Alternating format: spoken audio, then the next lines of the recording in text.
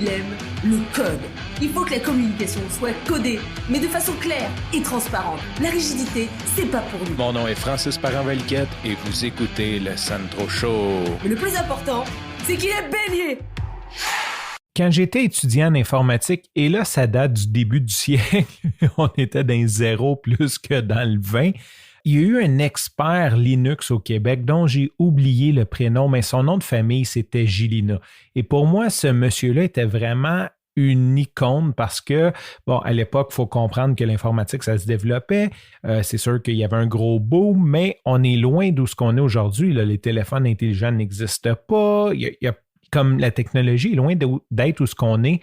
Et lui avait développé une expertise Linux à un tel point qu'une compagnie qui le finançait pour qu'il fasse ses projets. Donc, eux autres se sont dit, OK, au lieu de commanditer une voiture de sport, on va te donner, je ne sais pas, 100 000 par année, puis amuse-toi, crée des choses pour la communauté open source.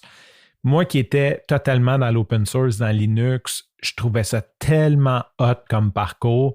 Et on a eu la chance de le recevoir. Il est venu à notre école nous parler de son projet.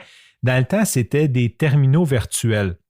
Aujourd'hui, on appelle ça le cloud, mais à l'époque, il y avait un nom pour ça. Et ce qu'il essayait de faire, en gros, c'était de prendre des ordinateurs puissants, genre un ordinateur, et connecter par Linux plein d'autres petits ordinateurs, donc des vieux ordinateurs désuets, de sorte à ce que les écoles dans des milieux défavorisés ou les pays émergents puissent utiliser la puissance d'un gros ordinateur, mais à plusieurs personnes en même temps. Et ça fonctionnait étrangement bien. Ça allait vraiment bien, cette technologie-là. D'ailleurs, je ne sais pas où est rendu le projet. C'est sûr qu'aujourd'hui, le prix des ordinateurs a baissé. Il y a beaucoup de... Nos ordinateurs sont rendus des terminaux. Nos courriels sont sur le serveur de Gmail, puis on l'accède avec une interface. Notre compte de banque, notre comptabilité, tous les logiciels sont maintenant sur l'infrastructure dans Internet et notre ordinateur devient un terminal. Donc, avec la force des choses où ce qui semblait innover est devenu comme pratique courante. De toute façon, c'est pas de ça que je voulais te parler ce soir. Je reviendrai peut-être à ce monsieur Gélina-là parce qu'il m'avait vraiment marqué. Il y avait vraiment des idées qui aujourd'hui vont te sembler totalement normales, mais que dans ces années-là, ça semblait comme quasiment impossible. Un moment donné, pendant la soirée, il nous expliquait, tu sais, comme on parlait un petit peu de langage technologique, de réseautique, de plein de trucs, et il a dit une phrase du style « Quand tu sais te servir d'un marteau, tout devient un clou ».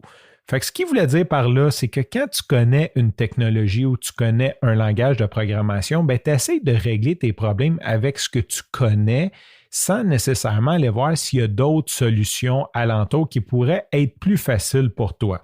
Et je suis tombé dans le piège. Je vais t'expliquer en gros, j'ai plusieurs problèmes d'entreprise, des business problems, de business logic.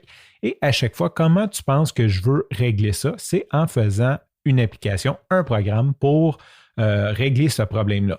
Le seul problème que j'ai présentement, c'est que j'ai ni le temps d'investir dans de la programmation parce que programmer, c'est quand même long.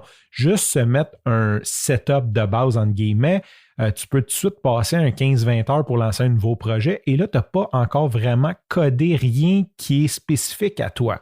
Et la deuxième des choses, je n'ai pas encore le cash flow pour me permettre d'engager une équipe ou je n'ai pas de vision de rentabilité tant que ça, de dire ça vaut la peine d'engager une équipe et payer plusieurs dizaines de milliers de dollars pour développer mes propres technologies.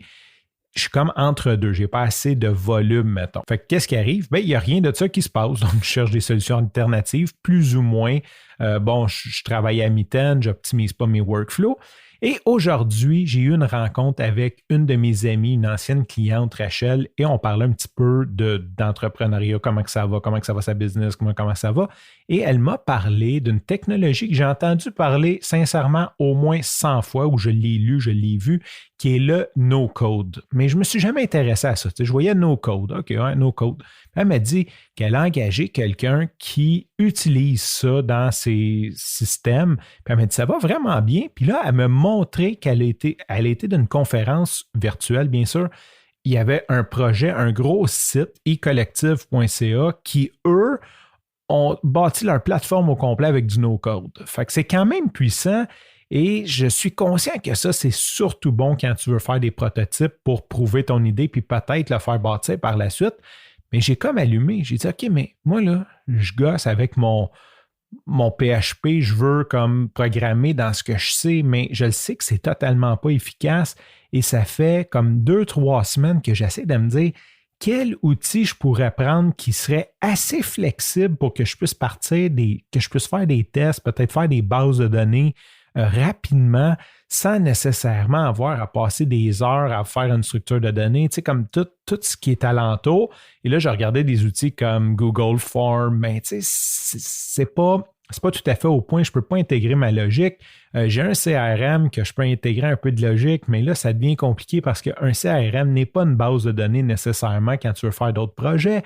Fait que tout devient tout croche. Et là, c'est ça, Rachel me parle de ça et je suis allé voir sur le site de Bubble et sincèrement, ça a l'air à bien aller.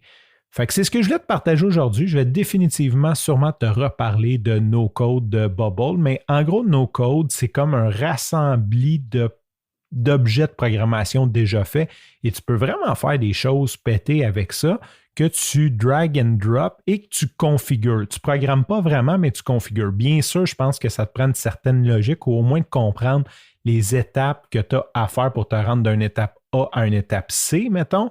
Mais définitivement, je suis programmeur, je connais ces étapes-là. Je vais définitivement me lancer là-dedans. Je trouve ça intéressant. Je vais au moins faire un test et t'en reparler. Sur ce, je te remercie pour ton écoute. Je te dis à demain. Bye bye.